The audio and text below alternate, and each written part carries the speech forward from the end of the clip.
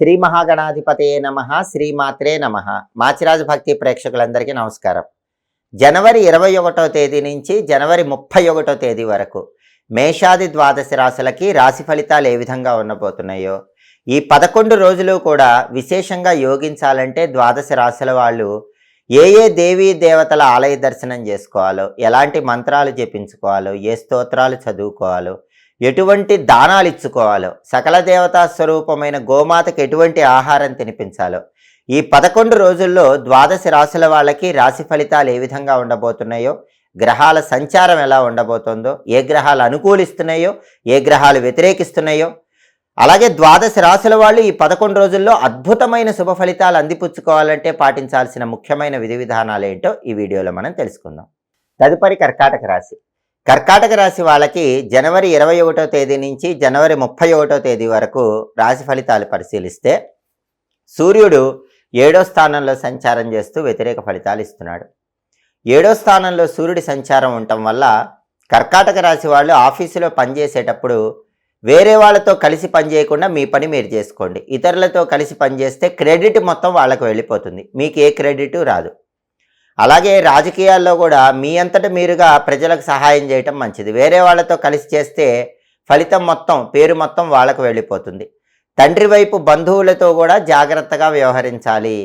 వాళ్ళతో కలిసి ముఖ్యమైన పనులు చేసేటప్పుడు వాళ్ళు ఎక్కువగా మిమ్మల్ని ఉపయోగించుకునే అవకాశాలు కనిపిస్తున్నాయి. అలాగే రవి వ్యతిరేక స్థానంలో ఉన్నాడు కాబట్టి కర్కాటక రాశి వాళ్ళకి ఆఫీసులో సహోద్యోగులతో కానీ బాస్తో కానీ కొన్ని చికాకులు అయితే కనిపిస్తూ ఉంటాయి. వ్యవసాయ రంగంలో కూడా కొన్ని చికాకులు ఉంటాయి. 7వ స్థానంలో రవి ఉన్నాడు కాబట్టి ఆరోగ్యం పట్ల కూడా కర్కాటక రాశి వాళ్ళు జాగ్రత్తగా ఉండాలి. వేళకు ఆహారం తీసుకోవటం, సరైన సమయానికి నిద్రించడం అవసరం. రవి ఇచ్చే వ్యతిరేక ఫలితాలు పోవాలంటే ఈ 11 రోజుల్లో ఒక్కసారి నానబెట్టిన గోధుమలు బెల్లంతో కలిపి ఆవుకు తినిపించాలి. 1.25 కేజీ గోధుమలు ఎర్ర వస్త్రంలో మూటగట్టి బ్రాహ్మణుడికి దానం ఇవ్వాలి. ప్రతిరోజు కూడా రవికి సంబంధించినటువంటి ఓం నమో భగవతే శ్రీ సూర్యాయ నమః అనే మంత్రాన్ని 21 సార్లు చదువుకోవటం, అలాగే సూర్యుడికి సంబంధించినటువంటి సూర్యాష్టకాన్ని చదవటం లేదా వినటం ద్వారా సూర్యుడిచ్చే వ్యతిరేక ఫలితాలన్నీ తొలగింపజేసుకోవచ్చు. అలాగే ఈ 11 రోజుల్లో బుధుడు 7వ స్థానంలో సంచారం చేస్తూ కర్కాటక రాశి వాళ్ళకు వ్యతిరేక ఫలితాలు ఇస్తున్నాడు. కాబట్టి కర్కాటక రాశి వాళ్ళు ఎవరైనా సరే ప్రధానంగా విద్యార్థులైతే మాత్రం కంబైన్డ్ స్టడీస్ చేయకండి. కంబైన్డ్ స్టడీస్ చేస్తే మీరు ఎవరితో అయితే కంబైన్డ్ స్టడీస్ చేశారో వాళ్ళకు మాత్రమే మంచి ర్యాంకులు వస్తాయి, మీకు ర్యాంకులు తక్కువ వస్తాయి. సాధ్యమైనంత వరకు మీరు ఈ 11 రోజుల్లో విద్యార్థులు చదువుకునే ప్రయత్నం చేయండి. అలాగే నిరుద్యోగులు ఎవరైనా సరే ఇంటర్వ్యూలకు వెళ్ళినట్లయితే ఇంటర్వ్యూల్లో కూడా బాగా కష్టపడితేనే సెలెక్ట్ అయ్యే అవకాశం ఉంది. అలాగే వ్యాపారస్తులైతే భాగస్వామ్య వ్యాపారాల్లో కొత్త పెట్టుబడులు పెట్టకండి, భాగస్వాములతో జాగ్రత్తగా వ్యవహరించండి. బుధుడు 7వ స్థానంలో ఉన్నాడు కాబట్టి కర్కాటక రాశి వ్యాపారస్తులకి వ్యాపార రంగంలో ఒడిదుడుకులు ఉంటాయి. భాగస్వాముల వల్ల మోసపోయే అవకాశం ఉంటుంది. పార్ట్నర్షిప్ బిజినెస్లో ఇన్వెస్ట్మెంట్లు పెడితే వాటి వల్ల నష్టం వచ్చే సూచనలు ఉన్నాయి. కాబట్టి విద్యారంగము, వ్యాపార రంగము, కొత్త ఉద్యోగం కోసం ప్రయత్నించే నిరుద్యోగులు వీళ్ళందరూ కూడా అనుకూల ఫలితాలు పొందాలంటే, బుధుడిచ్చే వ్యతిరేక ఫలితాలు తొలగిపోవాలంటే ఈ 11 రోజుల్లో ఒక్కసారి నానబెట్టిన పెసలు గోమాతకు తినిపించాలి. అలాగే 1.25 కేజీ పెసలు ఆకుపచ్చ వస్త్రంలో మూటగట్టి బ్రాహ్మణుడికి దానం ఇవ్వాలి. అలాగే బుధుడికి అధిష్టాన దైవం గణపతి కాబట్టి ప్రతిరోజు గం గణపతయే నమః అనే మంత్రం 21 సార్లు చదువుకోవాలి. గణేష పంచరత్న స్తోత్రం చాంటింగ్ వినాలి. అవి చేస్తే బుధుడి బలం పెంచుకొని బుధుడిచ్చే వ్యతిరేక ఫలితాల నుంచి బయటపడవచ్చు. అలాగే కర్కాటక రాశి వాళ్ళకి కుజుడు 7వ స్థానంలో సంచారం చేస్తూ వ్యతిరేక ఫలితాలు ఇస్తున్నాడు.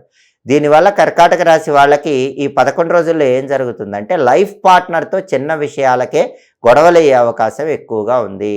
గోటితో పోయేది గొడ్డల దాకా తెచ్చుకునే అవకాశం ఉంది. చిన్న విషయాలకే లైఫ్ పార్ట్నర్తో పంతాలకు వెళ్ళటం, ఇగోలకు వెళ్ళటం, దానివల్ల సమస్యలు తెచ్చుకోవటం, ఇలాంటివి జరిగే సూచనలు కర్కాటక రాశి వాళ్ళకి ఎక్కువగా ఉన్నాయి. రియల్ ఎస్టేట్ కొన్ని ఒడిదుడుకులతోనే నడుస్తుంది.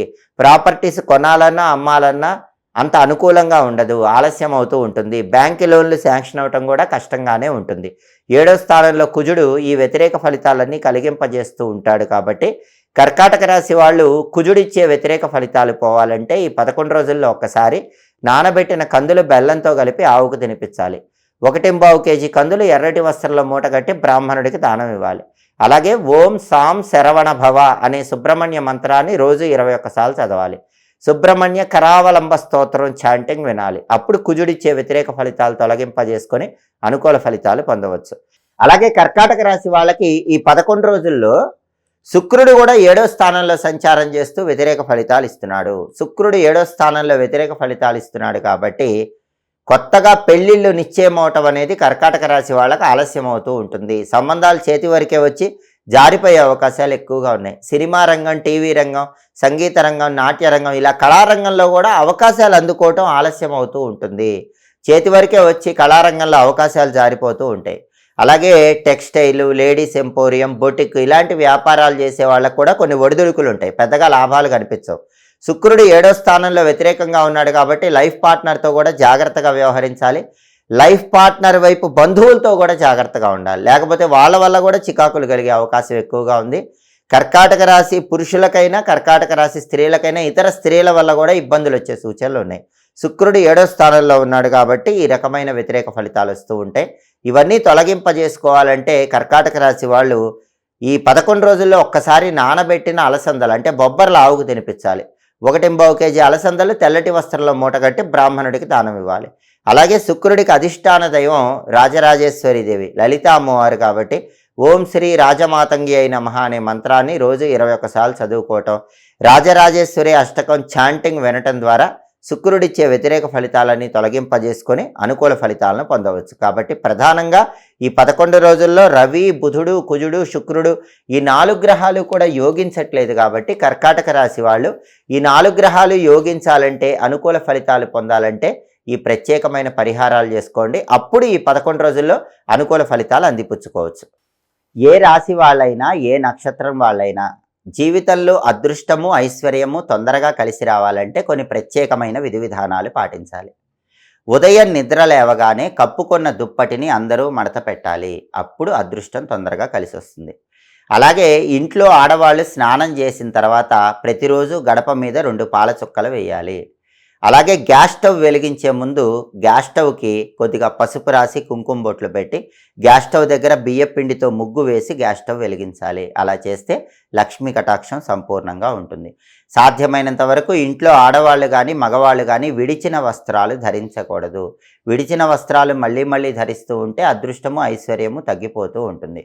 అలాగే దీపారాధన చేసేవాళ్ళు మధ్యాహ్నం 12 గంటల లోపే దీపారాధన చేయాలి.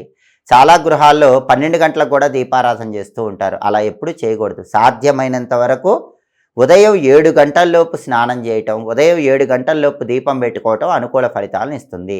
దీపం పెట్టుకునేటప్పుడు ప్రతిరోజు మాత్రం ఆవు నెయ్యితో కానీ, నువ్వుల నూనెతో కానీ దీపం పెట్టేటప్పుడు 3 ఒత్తులు వేసి దీపం పెట్టండి. ఆ 3 ఒత్తులు కూడా తూర్పు దిక్కు వైపు వెలుగుతూ ఉండేలాగా చూసుకోండి. అది ఇంటికి శుభాన్ని కలిగింపజేస్తుంది. అలాగే ఎవరైనా సరే ప్రతిరోజు కూడా విగ్రహాలు పూజ గదిలో ఉన్నవాళ్ళు 1 గ్లాసులో నీళ్లు పోసి ఆ గ్లాసు నీళ్లను విగ్రహాల దగ్గర ఉంచండి. అది మీ ఇంట్లో పూజ గదిలో ఉన్నటువంటి విగ్రహాలకు సమర్పించేటటువంటి జలముగా ధర్మశాస్త్ర గ్రంథాల్లో చెప్పారు. అలాగే సాయంకాలం పూట సంధ్యాదీపం ప్రతి ఇంట్లో వెలిగించాలి.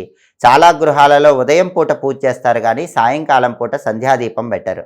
సంధ్యాదీపం పెట్టకపోతే ఆ ఇంట్లో గొడవలు ఎక్కువ అవుతాయి. ఆ ఇంట్లో డబ్బు నిలబడదు. కాబట్టి ఆడవాళ్ళైనా, మగవాళ్ళైనా ఎవరైనా సంధ్యాదీపం పెట్టచ్చు. కానీ ఆడవాళ్ళు సంధ్యాదీపం పెడితే చాలా మంచిది. ఉదయం పూట పూజ చేసేటప్పుడు యజమాని పూజ చేస్తే చాలా మంచిది. సాయంకాలం పూట దీపం పెట్టేటప్పుడు యజమానురాలు స్త్రీ సంధ్యాదీపం పెడితే అనుకూల ఫలితాలు వస్తాయి. సంధ్యాదీపం పెట్టిన తర్వాత సంధ్యాకాలంలో ఇంట్లో ఏదైనా స్తోత్రాల చాంటింగ్ పెడితే కూడా ఉత్తమ ప్రయోజనాలు సిద్ధింపజేసుకోవచ్చు. అలాగే ఇంట్లో పళ్ళు కుళ్ళిపోకుండా చూసుకోవాలి. చాలా గృహాలలో పళ్ళు కుళ్ళిపోతూ ఉంటాయి. అలా పళ్ళు కుళ్ళిపోతే లక్ష్మీ కటాక్షం తగ్గిపోతుంది. అలాగే ఇంట్లో ఆహారాన్ని ఎవరు వ్యర్థం చేయకూడదు. ఆహారం వ్యర్థం చేస్తే లక్ష్మీ కటాక్షం తగ్గిపోతుంది. కలహాలు ఇంట్లో ఉండకూడదు. గొడవలు పడుతున్న ఇంట్లో లక్ష్మీదేవి నిలబడదు. కాబట్టి సాధ్యమైనంత వరకు గొడవలు పడకుండా ఉండాలి. సంధ్యాకాలంలో ఆడవాళ్ళు పూజ గదిలో, తులసి కోట దగ్గర దీపం పెట్టుకున్న ఇంట్లో ఎప్పుడూ ఆనందము, ఐశ్వర్యము తాండవిస్తూ ఉంటుంది. అలాగే రాత్రిపూట నిద్రపోయే ముందు కూడా ఇంటి యజమానురాలు తప్పనిసరిగా పూజ గదిలో అగరబత్తులు వెలిగించటం, పూజ గదిలో ఒక చిన్న లైట్ వెలుగుతూ ఉండేలాగా చూస్తే ఉత్తమ ప్రయోజనాలు చేకూడతాయి. అలాగే ఇంట్లో ఎవరైనా సరే భోజనం చేసేటప్పుడు భోజనం మధ్యలో లేచి వెళ్ళకూడదు, భోజనం మీద విసుక్కోకూడదు, భోజనం మీద అలగకూడదు. అలా చేస్తే కూడా లక్ష్మీదేవి అనుగ్రహం తగ్గిపోతుంది. అలాగే ఆడవాళ్ళు ఇంట్లో జుట్టు విరబోసుకొని తిరగకూడదు, ఎప్పుడు జడ వేసుకొని ఉండాలి, అప్పుడే లక్ష్మీదేవి అనుగ్రహం కలుగుతుంది. ఆడవాళ్ళు తప్పనిసరిగా బంగారు గాజులు ధరించినప్పటికీ మట్టి గాజులు ధరించాలి, మట్టి గాజులు ధరిస్తేనే లక్ష్మీ కటాక్షం అనేది సంపూర్ణంగా కలుగుతుంది. అలాగే వీలైనప్పుడల్లా ఆడవాళ్ళు ముత్తైదువులకు తాంబూల దానం ఇచ్చుకోవటం ద్వారా కూడా ఇంట్లో సుఖ సంతోషాలు భోగభాగ్యాలను సిద్ధింపజేసుకోవచ్చు.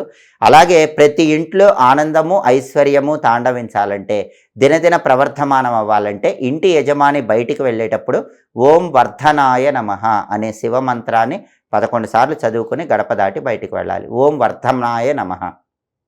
ఈ ఓం వర్ధనాయ నమః అనేటటువంటి శివమంత్రం అన్ని రకాలుగా యజమానికి చేస్తున్న పనుల్లో అదృష్టాన్ని కలిగిస్తుంది. ఇంట్లో ఆడవాళ్ళు అయితే పూజ చేసుకునేటప్పుడు కానీ దీపం పెట్టుకునేటప్పుడు కానీ ఓం శ్రీం శ్రీయై నమః అనే లక్ష్మీ మంత్రాన్ని చదువుకుంటే ఆడవాళ్ళకు అదృష్టం తొందరగా కలిసి వస్తుంది. ఇలా ప్రత్యేకమైన విధి విధానాలు పాటించుకుంటే ఇంట్లో ఎప్పుడూ ఆనందము ఐశ్వర్యము తాండవిస్తూ ఉంటాయి.